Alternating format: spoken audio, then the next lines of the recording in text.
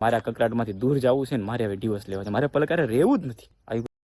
તો કેમ છો મારા ભાઈઓ અને બહેનો, વિડીયોમાં તમારું દિલથી હાર્દિક સ્વાગત છે। મારા ભાઈઓ, તમે યુટ્યુબ હોય, ફેસબુક હોય કે પછી ઇન્સ્ટાગ્રામ હોય, તમે ગમે ત્યાં ધમુ અને પલકના વિડીયો જોયા જ હશે અને ધમુ અને પલકને તમે ઓળખતા પણ હશો।